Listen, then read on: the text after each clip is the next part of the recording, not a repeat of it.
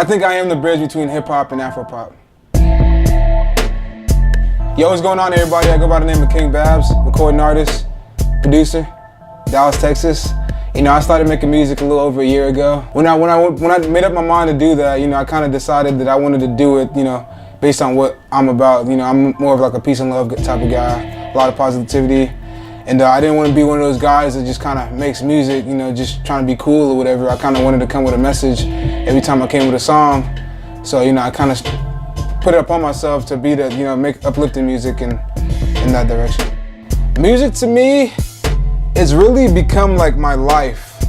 Like, it's literally like I'm growing. The more I make music, the more I grow. Like, that's what people don't understand. Like, I'm doing this to better myself, and like all the other things just come along with it. Like, I'm writing my stories about what goes through my life. You know what I'm saying? I'm looking back to, like, it's come to a point that like I mostly only listen to myself now. Like, I don't even hardly listen to other people. That I'm always just, cause I have a lot of like new stuff that I've worked on.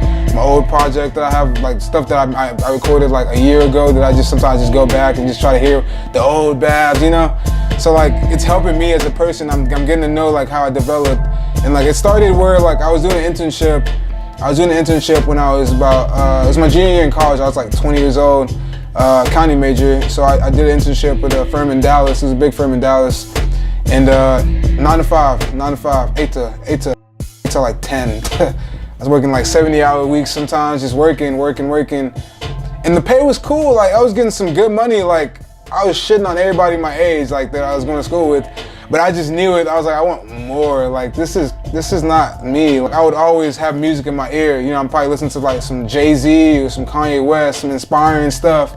And I just hear them talk about their lives, and it just inspired me. Cause like I literally listened to every single Kanye album in like 1 week. Like, I started from like College Dropout, and then I listened to all of them like in the same order, and I just kind of saw like how he developed, and that was just so inspiring to me.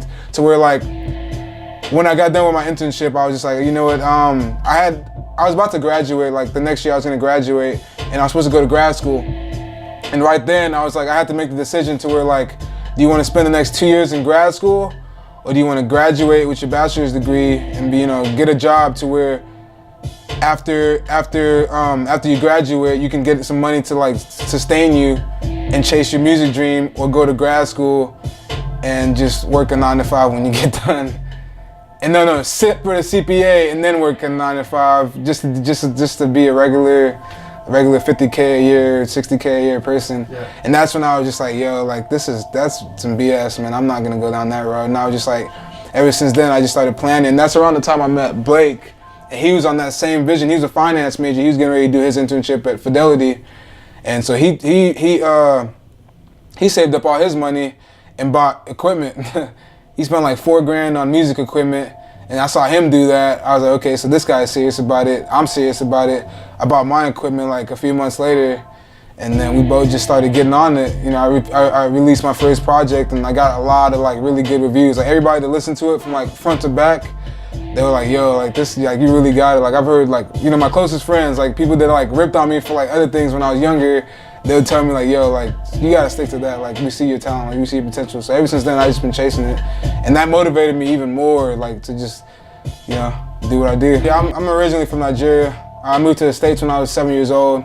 And I grew up in Texas though, so I claim Texas as well. But yeah, Nigerian, I listened to, like, my parents, like when we were younger, they used to play a lot of like Nigerian music, like Sunny Ade and Fela Kuti and stuff like that. And just the vibe is a little different, and I feel like that's where I'm like, my natural sound is.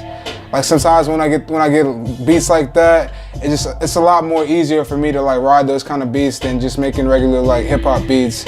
So I feel like eventually in my career, I'm definitely gonna like have to test some Afro pop or something in that direction.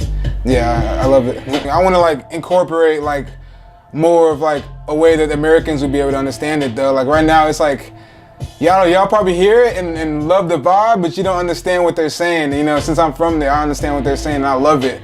And I love y'all's music too, so it's just like, yo, like I'm gonna be that one guy that just finds a way to incorporate it, you know. Awesome. Kind of like Wale. I don't know, a lot of people listen to Wale, but like he's doing a little bit of that now. Yeah. I think I am the bridge between hip hop and Afro pop. So Dallas, man, Dallas. there's so much potential in Dallas, like it's crazy. But like, I think the biggest thing that we all know, like every artist out here knows it, nobody supports each other. Like everybody just hates on each other, and that's not how it's supposed to be.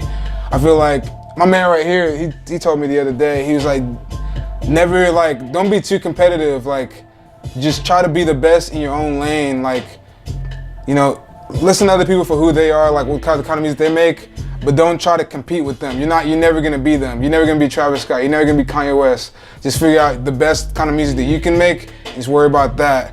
So there's no need to like hate, and I feel like there's a lot of that out here. Like everybody tries to like pretend like they don't like somebody else's music, and I'm just like, that's not how to move forward at all. And I feel like that's where the biggest block came from. And every artist that I meet out here, like the last few weekends I've been going to Deep Ellum, because that's where like a lot of the artists are. You just go out there and just meet people, and like they all know it. They're just like, oh yeah, you're not gonna get no kind of support out here, like no kind of support. And then I guess, I mean, the bigger people know it too. Like Post Malone, he's from like Irvine or something like that, or Grapevine. He's from Grapevine, and he took his ass to LA, like got the hell out of here, like.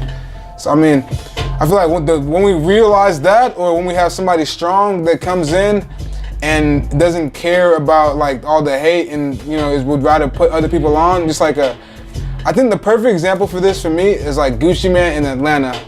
You know, so many people have come up under Gucci Mane, like Migos, that's a big one.